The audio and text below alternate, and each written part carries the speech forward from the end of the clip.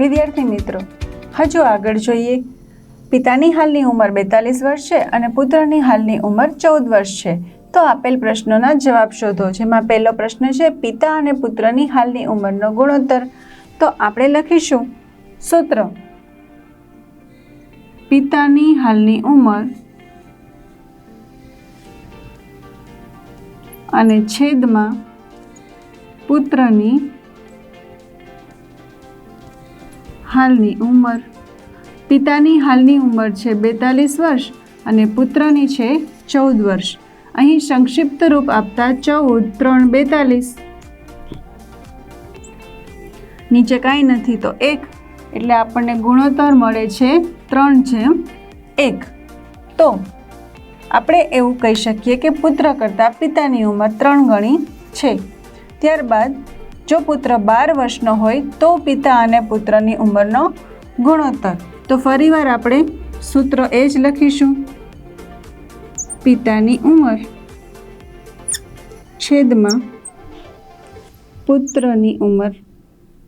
હવે પિતાની જે ઉંમર છે, પુત્રની ઉંમર આપણને કીધી છે કે જો 12 વર્ષનો હોય તો 14માંથી 2 ઓછા થયા એને 12 થયા. તો આપણે પિતાની જે ઉંમર છે એમાંથી પણ 2 ઓછા કરીને લખીશું 40. હવે જોઈએ કે સંક્ષિપ્ત રૂપ કઈ રીતે આપી શકાય છે. તો 12 એટલે કે 3 × 4 અને 40 એટલે 10 × 4. 4 અને 4 ઉડે છે તો જવાબમાં આપણે વધે છે 3 અને ઉપર 10. તો અહીં આપણને જે પ્રમાણ મળે છે એ છે 10:3નું. હવે આપણે આગળના પ્રશ્ન જોઈએ. હવે પછીનો પ્રશ્ન છે 10 વર્ષ પછી પિતા અને પુત્રની ઉંમરનો ગુણોત્તર. તો હાલની જે ઉંમર છે એમાં આપણે 10 ઉમેરવા પડશે. પણ પહેલાં આપણે લખીશું સૂત્ર: પિતાની ઉંમર એના છેદમાં પુત્રની ઉંમર. હવે 10 વર્ષ પછી પિતા જે 42 વર્ષના છે એ થઈ જશે 52 વર્ષના અને પુત્ર જે 14 વર્ષનો છે એ થઈ જશે 24 વર્ષનો. હવે આપણે જોઈએ કે છેદ કઈ રીતે ઉડે છે. તો અહીં 52ની બદલે આપણે લખીશું 26 × 2 અને 24 માટે લખીશું 12 × 2. 2 અને 2 ઉડી જશે. ફરી 26 માટે આપણે લખીશું 13 × 2 અને 12 માટે લખીશું 6 × 2. 2 અને 2 ઉડી જશે.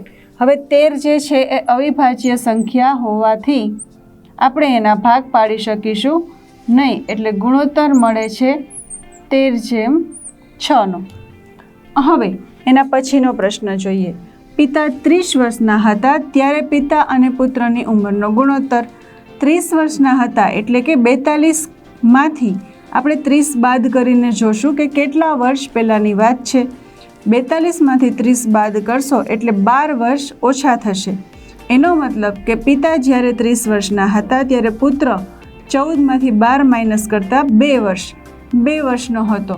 તો આ ગણતરીને ધ્યાનમાં લઈ અને વળી આપણે સૂત્ર મૂકીશું: પિતાની ઉંમર અને છેદમાં પુત્રની ઉંમર. હવે 10 વર્ષ 30 વર્ષ જે છે એ ઉંમર છે પિતાની. તો આપણે લખીશું 30 વર્ષ. તો બાળક જે છે, પુત્ર છે, એ કેવડું હશે? 14માંથી 12 બાદ કરતાં મળે છે 2 વર્ષ. હવે આ જે ગુણોત્તર છે 2, 15, 30.